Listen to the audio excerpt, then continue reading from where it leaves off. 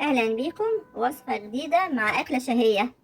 النهاردة بمناسبة عيد شم النسيم هنعمل مع بعض البريوش او المنجقونة البورسعيدي. هنعملها بكل تفاصيلها، هشة وجميلة وان شاء الله تعجبكم.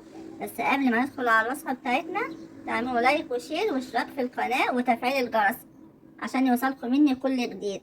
يلا بقى، محتاجة دعمكم، ما تبخلوش عليا. شايفين اللمعة والتوريقة جميلة جدا وهشة وطرية خطيرة، لازم تجربوها. يلا بقى ندخل على الوصفة بتاعتنا. معانا دلوقتي معلقتين سكر ومعلقة ونص خميرة، دي مقادير الكيلو الدقيق، ونص كوباية مية دافية. هنقلبهم كويس ونسيبهم على جنب يتخمروا. دي الخميرة بتاعتنا. نبدأ بقى بالسوائل. نحط 2 بيضة عليهم شوية فانيليا وكوباية ونص سكر. طبعا السكر حسب الرغبة، اللي بيحبها مسكرة يحط أكتر أو أقل براحتكم. نقلبهم كويس جدا كده عشان نحطهم على الدقيق بتاعنا. أنا بحب زي ما قلت أعمل السوائل، وحطيت كوباية ونص لبن عليهم ونضربهم برضو. وقلت المقادير دي بتاعت كيلو، عايزين تزودوا عايزين تقللوا بتقللوا نص الكمية لو عايزين نص كيلو. كده معانا كيلو دقيق ومعلقة بيكنج باودر، يعني معلقة صغيرة مش كبيرة قوي، وكوباية معلقتين زبادي، ومعانا الخميرة بتاعتنا وذرة ملح هنا.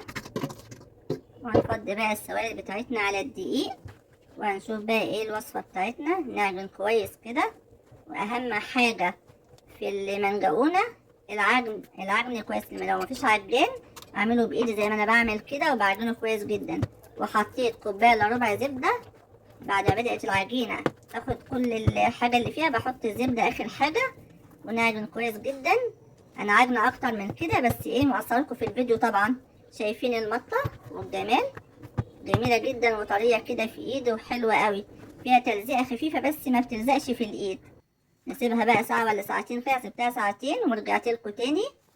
نبدأ بقى نقطعها كده. شايفين طرية ازاي؟ شايفين لينة جدا جدا وطرية في ايدي. بنقطعها بقى قطع زي ما احنا شايفين كده حسب رغبتنا برضو، بس بنحاول ما نكبرهاش قوي. بتبقى قد اكبر من بيضة كده، حاجة بسيطة. لو عايزين الحجم الواحدة صغيرة او كبيرة طبعا لازم ولادنا يشتركوا معانا ويعملوها. عندنا الاطفال طبعا بيحبوا يعملوها بنفسهم ويحبوا الاحجام الصغيرة.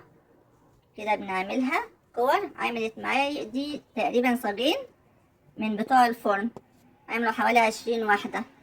كده بنبرمها.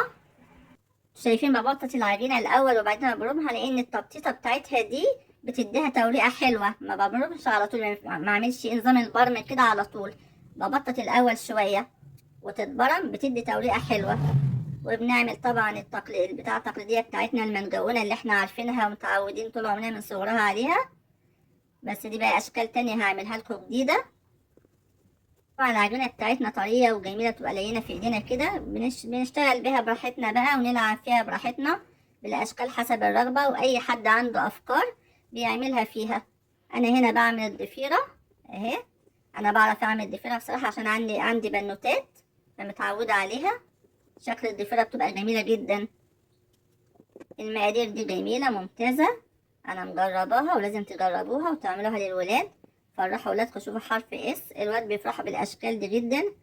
انا قعدوا ولادي معايا قعدوا يشكلوا فيها. وطبعا ايه عامله برضو طريقه الفسيخ نازله على القناه بتاعتي بمناسبه شم النسيم، وهسيبها لكم الطريقه بتاعتها في صندوق الوصف. هنا بعمل الضفيره تاني عشان الناس اللي ما بتعرفش تعمل ضفيره. في ناس كتير بتقول لي ما بعرفش اعملها، بعملها بتفاصيلها. العجينه على فكره شكلها جميل جدا، بس نور قطع معايا فالاضاءه مش مظبوطه، مغمقاها شويه، لكن هي شكلها جميل وتحفه. وشفت حرف اس شكله جميل قوي. عجينة المنجقونة الناس اللي بتقول ان هي بتنشف منها بتبقى محتاجة عجن كويس جدا. شايفين الجمال؟ ناخد بقى بيضة ومعها شوية لبن وشوية فانيليا، ده لدهان الوش بيديها لمعة حلوة قوي. وبنحطها في الفرن من تحت ومن فوق طبعا تدي شكل حلو قوي. هنا بيض سلقينه ومعايا لون طعام. بلون البيض طبعا عشان الولاد بيحبوا كده، فبعمل بعض كام واحدة كده يبقى عليها البيض.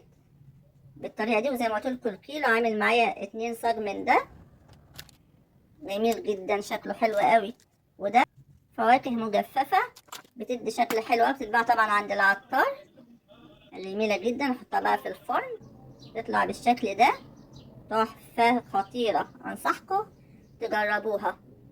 بس ما تنسوش بقى تعملوا لايك وشير واشتراك في القناة.